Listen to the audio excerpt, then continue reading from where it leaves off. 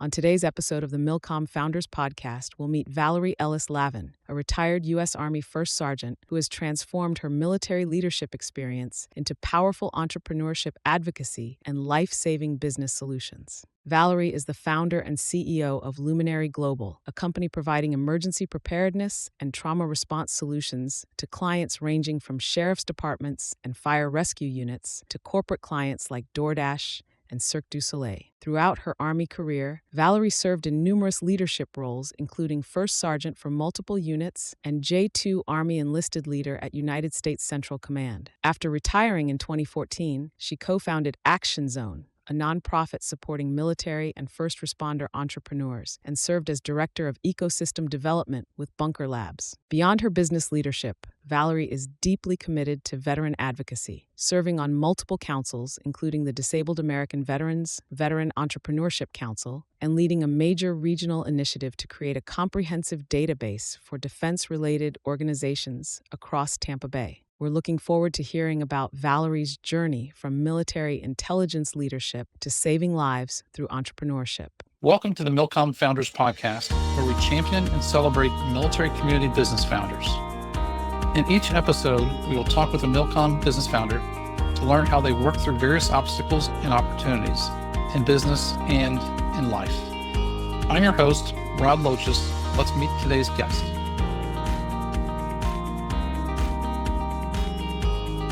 Welcome to the MilCom Founders Forum podcast. I'm your host, Rod Loches. Today, we have the opportunity to champion and celebrate Valerie Lavin, the CEO of Luminary Global, a provider of customized emergency product solutions to aid in saving lives. Welcome, Valerie. All right, thank you. Thanks for having me. It's nice to see you. It's been a long time, Absolutely. It has been. Val, if you could just share with us a little bit about who you are. Be great.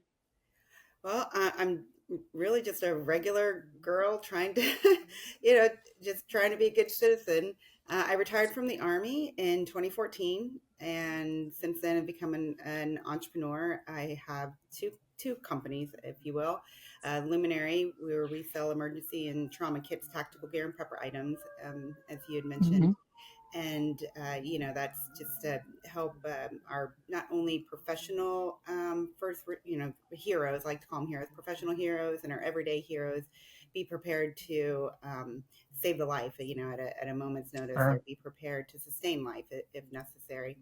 Then I'm co-founder of Action Zone. It's a nonprofit where we help veterans, first responders, their spouses, and their adult family members, and we're kind of like Navy Federal and USAA. If we can, if your extended family is military, then we will help you start building, grow your own businesses so that you can, find economic success post-service through small business ownership. Mm-hmm. Find ways to for you to harness all of that creativity and energy that you still have when you transition from service into small business. Yeah, Val. So Val, when you're not working, what are you passionate about? It may be giving back to the veteran entrepreneur community, but what are some things that really that you and your husband enjoy doing, and are not giving back to the community and running your business together? Well, we live here in Florida. We're in St. Petersburg, about a couple of miles from Madeira Beach, so it's kind of considered Sure. West St. Pete area. And we really like home projects. We've got the HGTV bug, and Wow. we've moved pretty recently, about a year and a half, 2 years ago, and a lot of the things that we should have probably paid contractors to do, we do it ourselves. I'm always like, oh, why are we going to pay to do that? We can do that. So that's really takes up a lot of our time, and then just staying connected to the people that are really important to us, family and Sure. friends. I think as you get older and you start appreciating relationships more, your social circles get smaller, your activities get, I don't want to say infrequently, but, when you do get together with your family and friends, that connection is so much more important and powerful. That's right. Absolutely.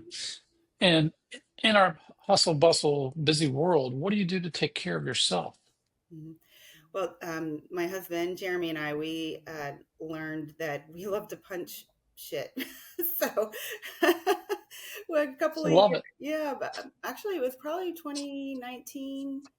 Yeah, 2019, we discovered boxing for fitness. They opened up a boxing gym near our house, and we just really enjoyed the kind of the hit part of it. Well, hit like punching, but also that high intensity training intervals that came along with it. So much so that we just recently bought ourselves our own bob. The punching person, that silhouette thing, and so yeah, we do that together. It's fun. He comes from an Yeah, athletic background. I was in the army, so it's just nice to have that deeply intense workout. that is an intense workout. The once in a while I'll just do shadow boxing as a part of my exercise. It's like, okay, that's enough of that. Yeah, It'll wear you out quickly if you're doing yeah. the real boxing. I can't even imagine. So, Well, I don't hit people, so that I mean, that's uh, I don't do that. It's just a dummy, and it's a lot of fun. It's a full body workout, so we don't have to be in the gym lifting weights for an hour or so every day. We do that 30-45 minute workout together a couple times a week. yeah, And then, we getting older, I've been retired from the Army since 2014. So I've aged a little bit. So we try to focus on our nutrition and eat as clean as we possibly can to go along with the yeah, boxing workout. absolutely. It's fantastic. So and just a note, the being around the veteran community and Val, I'd forgotten about being a veteran until 7 years ago. And as I started getting involved by teaching these different classes to veterans about entrepreneurship and finance, I was like, oh my gosh, these men and women like yourself are so fit. And I was like, wait a minute. So about 2 years ago, I was finally like, why would they listen to me? I'm X overweight. I'm not in shape. That's why would these badasses listen to me? And so I started listening to them. I got inspired by y'all, by the community.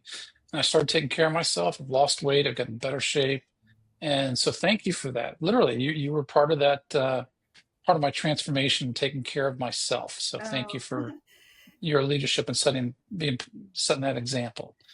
That's for well, I sure. think that at least my journey when it comes to health and fitness has kind of been, ups and downs. It's just the when you transition, some people can stay with that schedule. Where I was like, well, just trying to figure out life, and my new life and how it fit Yeah, in, and then being a business owner, or they, it's a facade that when you become an entrepreneur, or business owner, that it's your time. When really it's not. Your time is driven by your customers and your customers' needs. So you don't always get that dark 30. You might when we're used to getting up and going to work out, you may be getting up at dark 30 to take care of customer needs, or have a meeting yeah, based off of their time zone. yeah, absolutely. So Val, how did you ever decide to join the U.S. Army? Tell me about that journey. Like, what was the impetus for it? How did that come about? Yeah, when I tell this story, I think it's funny. I don't know if anybody else thinks it's funny, but so I was born in Vietnam. My dad was in the army. I have several great uncles that were in the military, but no one really talked about their time in service. And when I was younger, I had the um, I understood that veterans sometimes have challenges, even though no one had ever really talked to me about those challenges. So I never inquired, and their stories were very limited that they shared.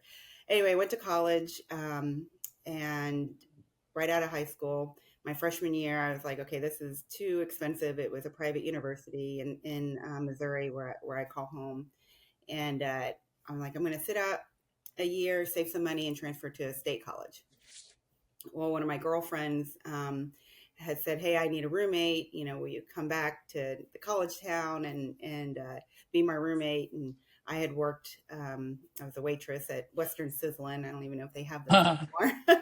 And they said, if you come back, you can have your job back. So I went back to waiting tables, living an interesting, life. I was with all my college friends, but I didn't have to go to classes. So that was cool. But my roommate was a nanny. She'd been a nanny for a couple of years. So she was off with the family being a nanny one night when I came home from work. And I remember every detail about this moment in my life, Wow. The like the apartment that we stayed in, the furniture. I still had my uniform on. I was eating a Domino's pizza with pepperoni, black olives, and mushrooms because that's what I used Oh to my do gosh. back then. And just to unwind, I was watching TV, and it happened to be Private Benjamin, starring Goldie Hawn. Oh my gosh. Yeah, you like we're the same generation, so you get it. But sometimes when I tell the story and on when other people ask it or younger, they're like, "Who's Goldie Hawn?" or "Who's Private Benjamin?" And I was Yeah. like, I think I'm going to join the army. Not that I was so naive to think that it was anything like the movie, comical and blue dye coming out of the shower head. Yeah. But there was just something about it that resonated with me. It touched me, and I was like, I think this is a good thing for me. So you just went and signed up and that was it? Yeah, well, I called my father the next day, and Uh-huh. he was like, along with everybody else, they're like, "Are you serious? Like you're so stubborn, and like you don't like following rules and all of those things." Yeah, but I have two brothers, and the youngest of the two had always talked about going into the Air Force and or going into the military. So my father took him to the recruiter, and then he backed out. And my father, being very prideful and embarrassed that his child said that they wanted to serve their country, and then backed out. He took the time to find a different recruiting station so he could save face by taking me to the recruiting station that I was in the area of. Wow. And the recruiter, I remember he was just like, "I have no idea why your dad wants you to be at this station because you fall under this station, but here you are." And that's how I ended up in the Army. Wow. Okay. Okay. And so what MOS were you? I retired as a 35 Zulu. I was a signature. When I first went in 93, it was 98 Kilo, and then it changed to 35 Sierra, and then I retired as a first sergeant. So that was my last designation, 35 Zulu. Got it. Got it. So being a first sergeant for a company, a battalion, or Company. company, Mm. that has got to be a really challenging role. I mean, trying to keep. Tell me about that. How was it as challenging as I think? Yes. Um, Yes. Um, I mean, they always say, and it was absolutely like the greatest opportunity. I wore the diamond a couple of times. Had uh, two first sergeant official first sergeant positions where I was laterally promoted to first sergeant, and then there was a couple of assignments where I held the role. But and anyway, yeah. yeah, it really it's you're responsible for the caring and feeding of the soldiers. They call the first sergeant position the mother of the company, Mhm. for all of those reasons. And you know taking I think the greatest part of being a first sergeant was recognizing talent in somebody that didn't recognize it in themselves, or they didn't realize that they had that talent or Uh-huh. that potential. um, and I'm a very high level visionary, so I think that helped. I didn't realize that when I was younger that doesn't like to follow the rules, very strong willed.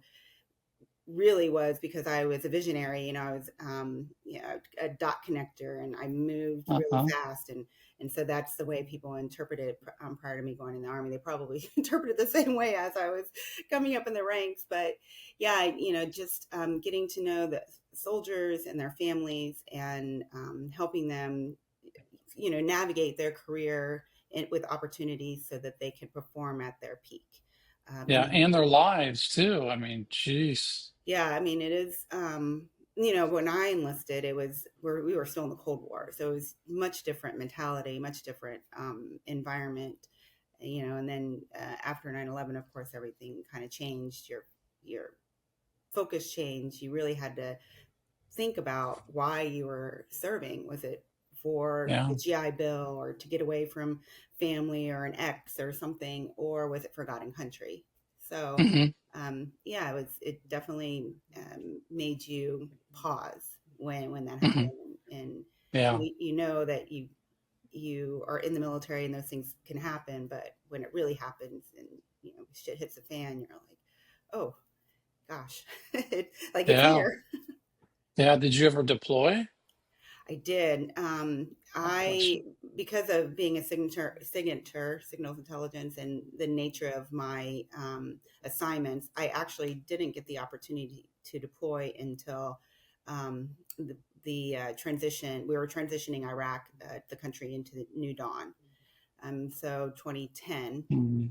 I was Hmm. the Third Infantry Division, and we were deployed to Ramadi, Iraq. Yeah. Mm, Understood. Wow. Wow. Again, thank you for your service. thank you. The as a first sergeant and all those years in between, all your learnings, what are some things that you learned in the military that you use every day to run your business endeavors? Um, I think the greatest skill that um, I have always said the greatest skill I gained leaving the military was being able to compartmentalize emotions. Hmm. Now that I've been a veteran for just over 11 years, or just over 10, 11 years now, and being a veteran advocate in the community, I've learned that compartmentalization is a symptom, or for some, it's a symptom of PTSD and other mental health challenges. But I was always like, okay, what's going on right now? I got to focus on this. If there's emotions attached to it, I just got to put it to the side. Or if there's something distracting me, I just got to put it to the side and focus on what's at hand. Hmm. And I think that has served me well because I wear so many hats. I'm the founder CEO of Luminary Global, Yeah, co-founder of Action Zone. I teach entrepreneurship, or I facilitate for IVMF, the Institute for Veteran Military Families, for one of their programs. I'm the program manager right now for a project that is a partnership between the Tampa Bay Defense Alliance and University of South Florida, where we're kind of like that's trying. cool. Yeah, it is really interesting. We're trying to catalog or capture all of the veteran and military service organizations and defense industry partners, um, so that we can not only grow the industry community, but help them also support veterans and military personnel in times of need. If they, whether it's mental health or homelessness, or you know, lack of affordable housing or economic stability, all of those things. Yeah, So it's a huge project, and I know there's communities all across the country because I've been I'm connected to a lot throughout the nation that wish they had a database, to go to. And it's just a huge endeavor, and I'm really honored uh, to, I guess, kind of be at the helm of trying to make sure. that work here in the Tampa Bay region. That's awesome. I look forward to hearing more about that.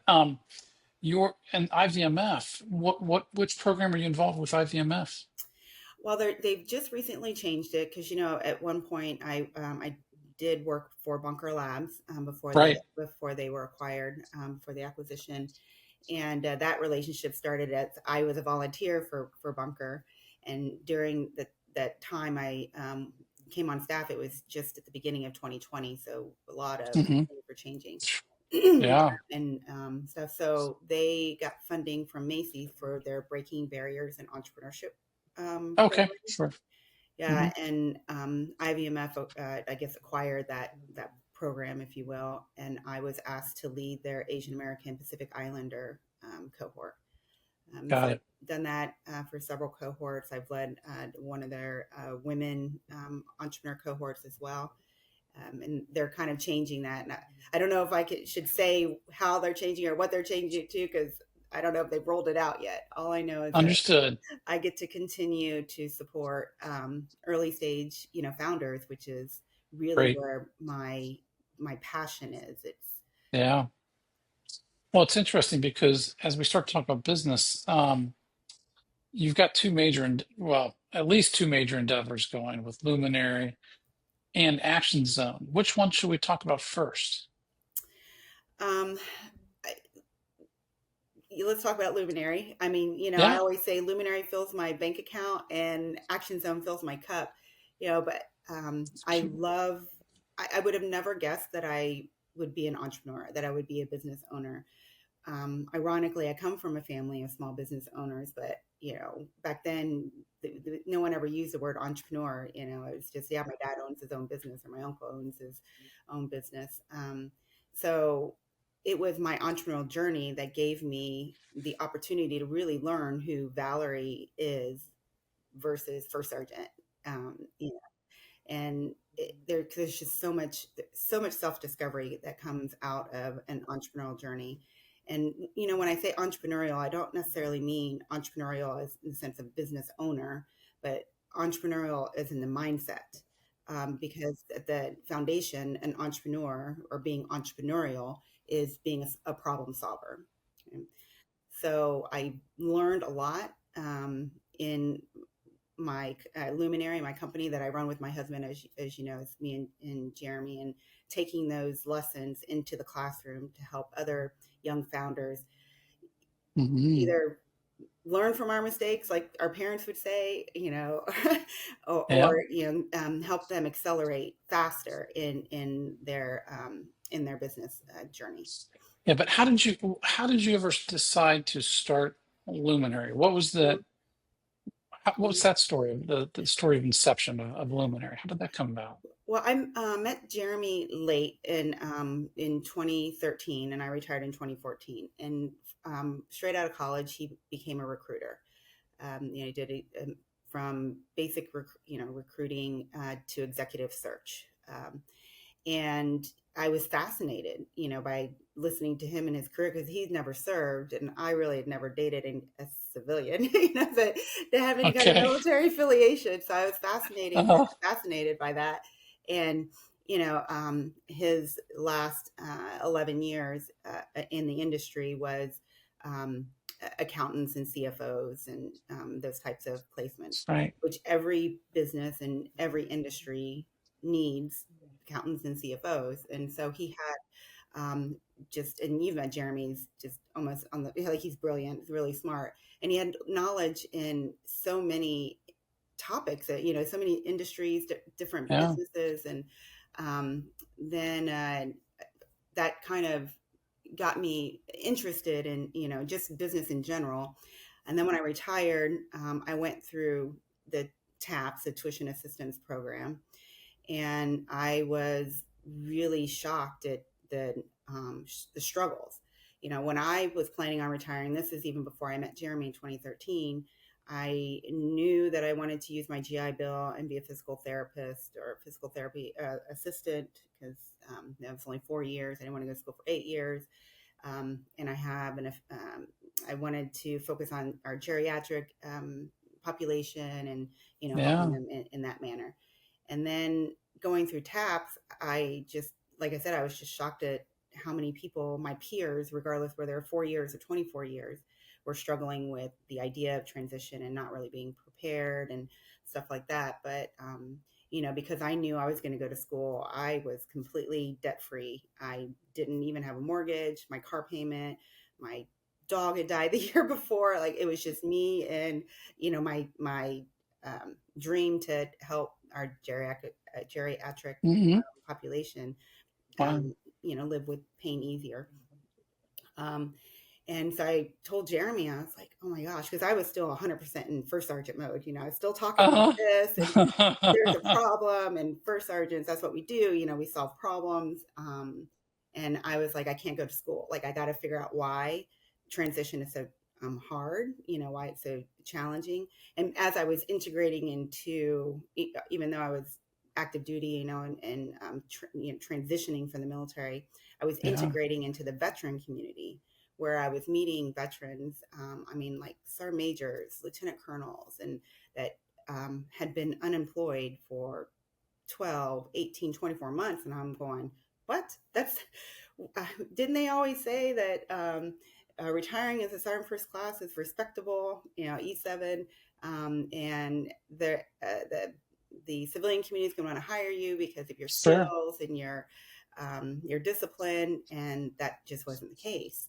And it kind of was like I ran into a brick wall, or a brick was thrown in my Wow. head. This is your own personal journey. Wow. Okay. Yeah. Okay. So Yeah. Yeah. I was like, okay, not only is this unbelievable what I'm witnessing, what I'm hearing, Right. but then it was like, wait a minute, they are telling us that we're marketable, and to use a transitioning veteran, a transitioned veterans word, but they were all still in combat boots and camouflage. So how did they know what transition, is like in the job Interesting. market and how to? So I always joke, like, I drink the Kool-Aid too, Yeah. but the reality of it was no. And generally the folks that were saying that were still in combat boots and camouflage didn't have as tough a time finding jobs because they were at such senior levels that people wanted them in their companies for their connections or their name, and or they're getting offered opportunities to be on paid positions to be on board, Hmm. and things like that. Hmm. So from that experience, Which one of has its my own whole issue of questions yeah, that's regarding like that. a whole different yeah, that's a whole different podcast. Yes, it is. But I have she was a mentor of mine that's become a really good friend. And at that Hmm. time in 2014, she had been in the HR and recruiting industry for 25 years right here in the Tampa Bay region. So she was really knew the market. And she was like, maybe you should try starting a veteran staffing company because I get asked all the time, we want to hire veterans. And she's like, well, I can't find them. And if I do find them, and I asked them, or I can't understand their resume, and if I ask them to explain it, they can't articulate it. And you're retired from the military; this should be a no-brainer. Um, and I will tell you, Jeremy was skeptical. He was just like, I don't know if that's going to work. And from me, and where I sat in that part of my journey, he was right because I hadn't even fully transitioned myself. So even though I felt compelled to solve this problem, and I had people around me that Yeah, had that experience with recruiting and staffing, I personally didn't have that experience in being a fully I transitioned see. veteran out in the job Uh-huh. market, figuring things out outside of combat boots and camouflage and the diamond that I wore on my chest, and just business development in general. What does that mean? I Hmm. thought business development was like, hey, let me take you to coffee and I can tell you what my company does because I'm Valerie the veteran and I'm going to help you hire veterans because that's what you say that your company aspires to do. So Right. he was right. I mean, business failed miserably, and it had a lot to do with, and especially in Tampa, we have a lot of nonprofits, but nonprofits that help with employment were my number one competitor. So Mm. why pay me? The standard, the industry standard back then it was 10%. I don't know what it is now of their first annual salary, or I can go to a nonprofit that's going to help me hire a veteran for free. Um, and then, yeah, just business in general. So fast forward, I got an opportunity to be a program manager for a veteran entrepreneurship program. Local community college had reached out to me and said, "Hey, Valerie, we need a program manager. You're very integrated in the Yeah. veteran community." By that time, I was recognized as an advocate for transition and employment. So I took the opportunity to do it because it's just a part-time gig, and but it was there that I fell in love with the startup space in the ecosystem. Got it. Because even in Tampa back then, 2015 is when this opportunity came about. The community that startup ecosystem in Tampa was so rich of opportunity and support. That's amazing. Yeah, and they were still trying to figure out how to, work together, but they were still together. I don't know how to explain that because nonprofits Yeah. were all fighting for funding, so it's Sure. don't want to be too transparent, but transparent enough to support each other. And because that grant was supposed to only be 8 months, we weren't sure if it was going to be refunded. So I started Luminary with the intent of government contracting. Because Jeremy has, I was the veteran Sure. military experience as the end user for whatever the government contract was, but Jeremy had extensive experience in government contract writing proposals, and the last proposal that he won for his firm was $50 million. Yeah, so he had the grant writing experience and stuff, and we're like, well, together we can do talent acquisition because that sounds sexier than saying recruiting, and training. So talent acquisition was his background. Training as a first sergeant was my background, and we, just thought we would try this together. And he would stay at his firm. That's again is a whole nother story about government contracting business. But that community college had gotten another grant to build an entrepreneur resource center again for veterans, and so I went over to build out that program under that grant.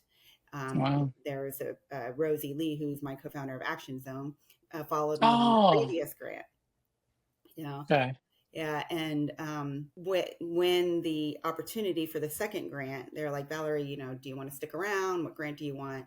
Jeremy was like, why don't you ask them if they want to do a B2B and contract Luminary to build out this entrepreneurship resource center for veterans? And I was like, they do that? Again, this is my, I was so naive about business. And he's like, well, try it. And they said yes. So that was like the beginning of, Luminary. I was on basically a retainer because I charge billed monthly to build out this program. So I was building my business, learning, a business while also doing or fulfilling what my new passion that I discovered was helping young founders. And that was growing so rapidly. I had even gotten other offers to do things. And I'm like, well, I own my own business. So I got contracted by the state has a organization called Veterans Florida to put on their very first statewide pitch competition, and things like that. All the while, we're still trying to build the government contracting part of our business, right?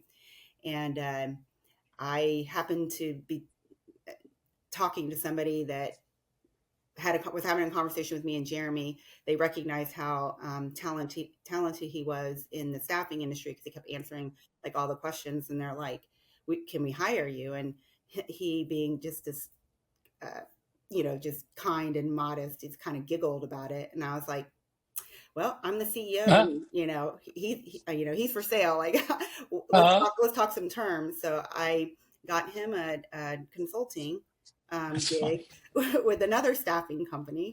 So he was able to leave his firm, and then together we had these contracts where we were billing monthly as we were building the government contracting part of the business.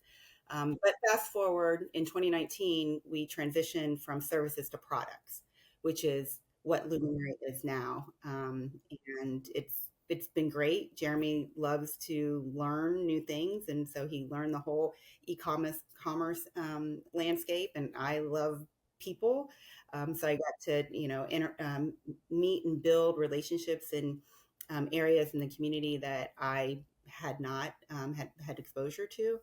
And so, yeah, it's been a lot of fun. That's fantastic. And now you ship mostly emergency packs, and Mm. how do you call that? Emergency and trauma kits is the way I label them. We hit all markets, if we will, B2C, B2B, B2G. A majority of that prepper community is B2C. The average day household that wants a first aid kit, at home, in their car, on the side, soccer field or whatever, to the extreme preppers. So everything in between: active shooter kits, or bleeding control kits, hurricane survival kits, bug out bags. And then our B2B market, we've really hit a sweet spot with purchase card holders, smaller municipalities that really more resonate with the story of a small business. So that's been a lot of fun meeting, those buyers, if you will, across the country. And then B2B, we've had corporate giants like DoorDash, Cirque, Soleil. We had a financial company up in New York that purchased 50 bug out bags. That was like their Christmas gift to all their employees. So I don't it know. really, I don't know if that's a good message or not. yeah, no, but it really runs the gamut. Yeah.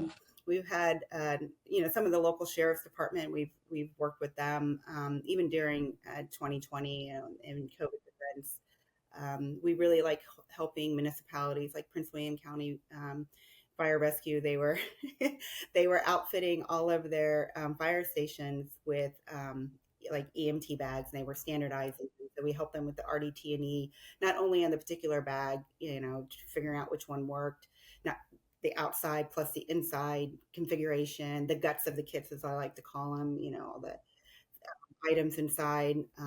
Yeah, so those are really fun. The custom ones, semi-custom, because it's a long process, and you get to really get to know your customers. And me being the extreme extrovert that I am, it works well. So Valerie, what's one thing that you learned in the Army that has consistently helped you build your business? Well, I think I mentioned earlier, or I know I mentioned earlier in the interview about compartmentalizing, or being able to compartmentalize. Just focus on the That's right. task at hand. If it's emotionally charged, just setting those emotions aside. But beyond that, the ability to understand what you're good at and what you're not good at, and being okay with that. And Mm-hmm. I think that my ability from my time in the Army, especially my time as first sergeant, where we it was a talent where we needed to be able to recognize the strengths of our soldiers and place them appropriately, within the company or the mission. It's the same in business. I'm very fortunate that my business partner, my husband, with Luminary, our skill sets, our abilities, and the things that we actually like to do are vastly different, but very complementary, and we need everything together to be able to run a business. Mm-hmm. He is a back Yeah. office operations expert. He's a techie. Since we're a heavy e-commerce business, that's great. Um, I can do the operations, I can do some of the back office stuff, but the technical part, the accounting, that those are in his skill set, his talent pool. So I stay out of his lane. And while he can do the business development because he did it for years, sales and stuff, it's not really what he really likes to do. So he stays out of my lane. He doesn't go to the networking events and, build those relationships until it's appropriate, so that's been really very helpful in growing Luminary, is our vastly different talents. I think that's two great insights. One being focus on what you do well, and don't sweat the things that you don't do well. Let your teammate or your partner help do those things, and like you said, stay in your lane. Um, that also helps everybody in the firm succeed. I would imagine that's pretty cool. That's two great, Yeah, and because great of two that, we've been champions. really successful in, well, I shouldn't say successful, but um, in 2019, we did our strategic plan for 2020. And in that plan, our goal was to have 2 hires by the end of the year. But 2020, taught us that we had to just depend on each other. And we were brand new. We had very recently transitioned from service to a products company. So it was definitely choking from the fire hose, and learning on the firing line. Um, so coming out of 2020, we realized that we could do a lot, just the two of us. So when we find that something is falling off of our plate, my first reaction is, okay, how do we outsource this? And Jeremy's like, wait a minute, let me take a look at this. Let me take a look at this problem. And he's been able to automate a lot of the things that we would not normally hire. Yeah. And I know some economic development gurus would be like, well, you're not contributing to, workforce development by doing that. Um, but it's a much better, in my opinion, mentality because um, you may have to lay those folks off eventually, and you don't want to have to do that. So let's automate as much as that we can ourselves, figure out, things internally so that when we do hire, we're hiring for the right reasons, not something that we could eventually replace them with technology. Mm-hmm. That's right. Yeah, big push in our firm right now is AI and automation, and they're different. They're the same. But they're both critically important. How do you automate, and how to use that power of AI to help your clients and your team members succeed? They're learning that AI is going to help them succeed from now till forever. It'd be like trying to go back in time and not use the phone or the internet or email. I mean, you got to be able to automate and use AI now. So absolutely, great insights. Great insights. So, what's your next big thing at Luminary? What's your next big challenge or opportunity you're looking to tackle? Well, right now we are kind of going with the changes, in just the logistical product space, with the tariffs and things like that. So we are keep a close eye on those kind of, and that I'm not making this political by any means, but the reality of it is we depend on the logistic or products and the logistics of being able to get them quickly so that we can ship them out to our customers. So we're watching that and then posturing and doing things that we need to do and posturing ourselves so that we can brace those changes and Yeah. absorb as much as we can for our customers. And then prior to 2020, we had started the process of our own product line. We found a sew shop here, a manufacturer here right in St. Petersburg where we live. So that was great, support another small town, hometown business. And because manufacturing shut down in 2020, we put that to the side. So once things kind of settle with the way things are now, we'll go back to that. But we have been able to do kind of a modified customization for our customers with not necessarily the bags, but the guts of the kit. So most of them know that when they shop with us, they already like what they see. So those custom businesses or opportunities are coming less infrequently as they were rolling out of 2020. Mm-hmm. Got it. So you also have another endeavor called Action Zone. You have a lot of energy, but what is it? How do you do it? And how do you manage your time doing these different, vastly different endeavors? Yeah, well, we don't have children, like I said, so I have more time than the average woman at 50 52 years old, and it's me and Jeremy and our dogs. But luckily, much like my marriage and my business partner in Luminary, I found by happenstance the same relationship with Action Zone. My co-founder Rosie Lee, we met on another veteran entrepreneurship project that we were brought on to execute, and her and Jeremy are cut from the same cloth. They're both back office, operations, techie, kind of people. And then I am the face. I get out there and I talk about Action Zone and do a lot of the recruiting and the relationship building.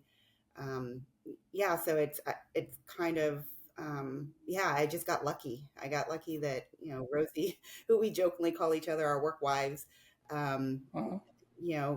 our talents are vastly different and complementary. Um, and be- between Luminary and Action Zone, because we have such incredible relationship, very strong relationship, we just sit down and we talk things through, and almost immediately we know, okay, based off of awareness of each other's talents and skill sets, there's we have to, I guess, talk about it less, if that makes any sense. We already know who's going to be taking care of what, and we just execute. That's awesome. And what does Action Zone do? Who does it serve? We help veterans and military spouses and adult dependents. And, we'll take younger, teenagers, depending on what the business is, and to make sure that we can help them start, build, and grow their own businesses. And this year, we added first responders and their spouses. So we now extend our entrepreneurial support services to them as well.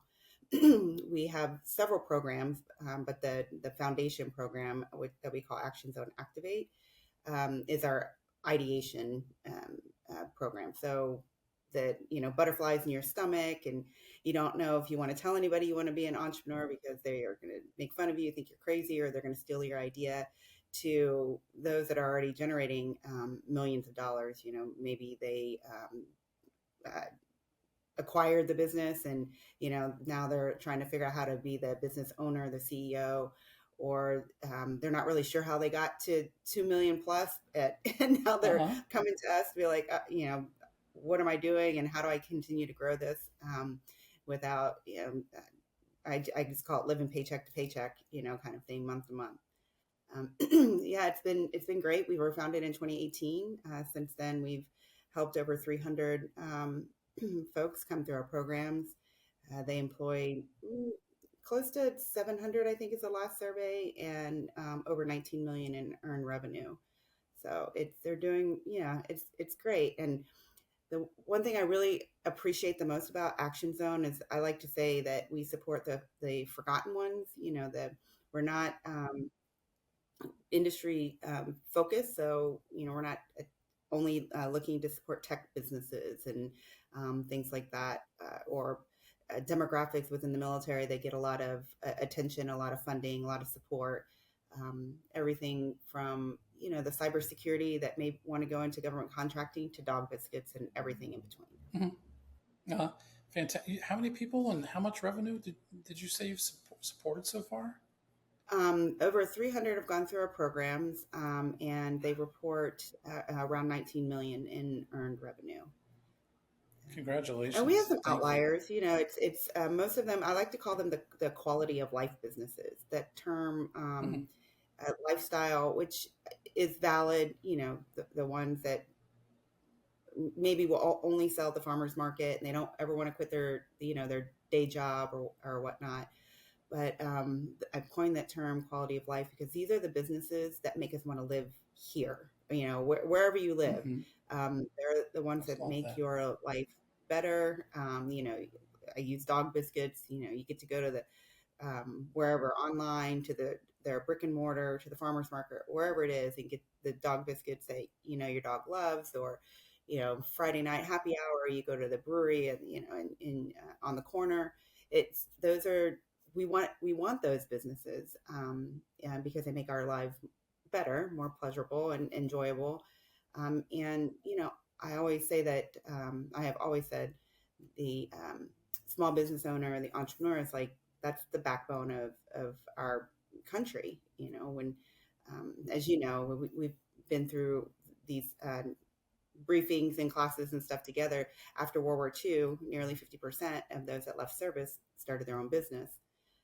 And it, of course, is much lower now. As a matter of fact, I live in America because of my father, who is an entrepreneur.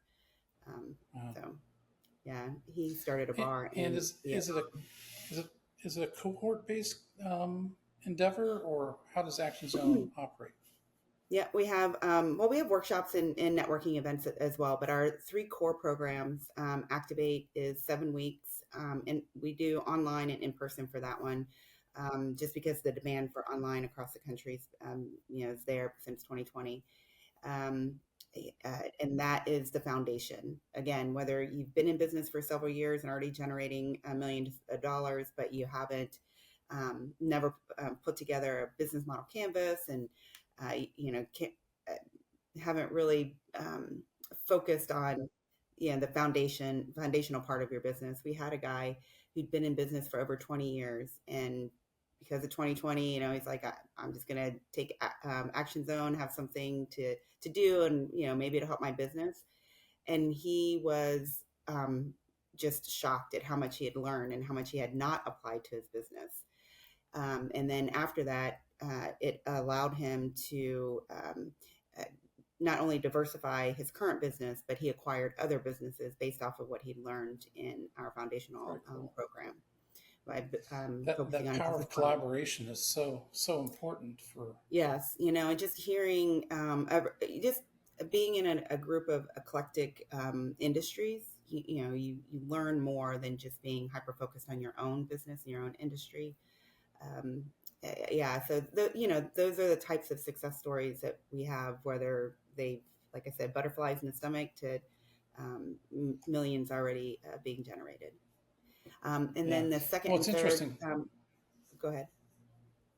It's interesting because you said butterflies in the stomach, and then you've also got, I'll call it complacency in your stomach. I don't know what to call it, but you're just coasting, Mhm.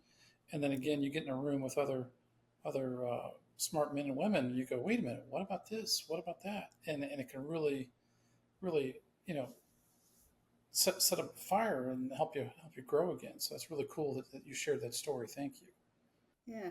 Well, because everybody in there, they've got this entrepreneurial bug, they've got that entrepreneurial mindset. And, sometimes we have to help them with that switch, stop thinking, like a military person, the military mindset, and switching it to the entrepreneurial mindset. But it's also like we had one founder, he was a psychologist, and going through our cohort, he in one of the surveys he said, I increased revenue by 30% in 30 days after Action Zone, because I started looking at my um, patients as customers, understanding that while his service was to help his patients get over, get through whatever challenges they had, but understanding, even as a practitioner, you're a business owner, and just kind of doing that little switch. And then when you're in a cohort of like-minded individuals, um, it, not only are they looking at it because they are also entrepreneurial, but they're also customers of other businesses, right? And so they're not emotionally attached to your business, um, but they're not emotionally attached to your business, and they can provide advice using whichever hat, the entrepreneurial hat or the Yeah. customer hat. Yeah. Very cool. Very cool. So I know time grows short in our conversation. I appreciate your gracious allowing us to spend so much time with you. Thank you. But before we go, what's one question I haven't asked you, Valerie, that I should have asked you already? Um, Gosh, I don't know. Maybe how to reach me if anybody needs some help. Ah, yeah, Uh, yeah, yeah. yeah, my And how do they we can reach find you? me on, yeah, LinkedIn's probably the easiest because I wear so many hats. Valerie Ellis Lavin on LinkedIn, and I as you pointed out before, I'm super super busy, and if I don't respond timely, I'm thick skinned. Just keep pinging me and saying, "Hey, don't forget about me," and I will support you any way that I can. Yeah, well, thank you. Hey, with Action Zone, what are some other resources that you would tell a entrepreneur that they should read, listen to, be part of? What are those other organizations or thoughts or ideas or books or blogs that people should be picking up and reading or listening to, or whatever the case may be? Do you have any suggestions for the entrepreneurs? Let me see. I don't know if I have any out, but I'm a big fan of because I'm fascinated with the ideation stage of the entrepreneurial journey. I like E-Myth Revisited. Of course, Traction is a good one. And I just got done reading this book by Jesse Cole. He is the founder CEO of Savannah Bananas, and it's called Fans First. And it's entertaining because he's an entertaining person, but I took a lot from that. So that's my latest read. That's great. He took a show on the road, of course, and he was up here in Nationals Park a week or two ago, and they sold out like all X number of shows at I think the average ticket or the starting ticket was like $175 per ticket. You're like, that's more than you pay for a Major League Baseball, a lot more than you pay for a Major League Baseball ticket. Yeah. And he's doing something right. He's listening to his fans. That's for sure. Yeah. And they were here in Tampa, and they was shortly after the hurricane, and they were supposed to be at the Rays our stadium, which is our baseball team here in St. Pete, and that Tropicana was destroyed. And so they had it at the Buck Stadium, the football stadium over at Tampa, and it sold out completely. Is just amazing. I mean, that's huge, 100% sold out. And then he spoke at an organization that I was invited to hear him actually speak in person. And he's just as entertaining and energetic as when the lights come on in the baseball field. Yeah, that's great. That is great. Mm-hmm. So is there another MilCom founder that really has inspired you that you're just like, wow, this lady or this gentleman is just knocking it out of the park, to use the term of the moment? Who's somebody else that inspires you that you've seen? Oh my gosh, there's so many. I just, I think that anyone that has the courage to start their own business is, they're heroic, really, because it is part of contributing to our American economy and taking those risks. And sometimes, having to make the decisions of shopping at Aldi's or shopping at, Publix for your family because you're trying to keep your business alive. I could say my husband, Jeremy, is he's been an incredible mentor. Since before I left the military, just teaching me about business. And Rosie's amazing. We've got Greg Celestin and Lori Larson here locally, and Hugh Camp. I mean, there's so many. Maybe they're not with brand recognition because they're here locally, but just every time I come across a founder and they tell me what their idea is, I'm always fascinated by that. And kind of like the purpose of your podcast is just listening to the journey of that entrepreneur. Yeah, it's pretty fascinating. Absolutely. Yeah. Well, Valerie, thank you for your time. Really appreciate it. It's always great to see you and spend just a little time with you today. I've got the gift for you for your time is we're going to make a $100 donation to the Dick Logis Foundation Scholarship Foundation. And each year we're going to donate a scholarship to either one or two kids of military families that want to go to either college or trade school. And just want to say thank you so much for your time and your insights and your energy. Oh my gosh.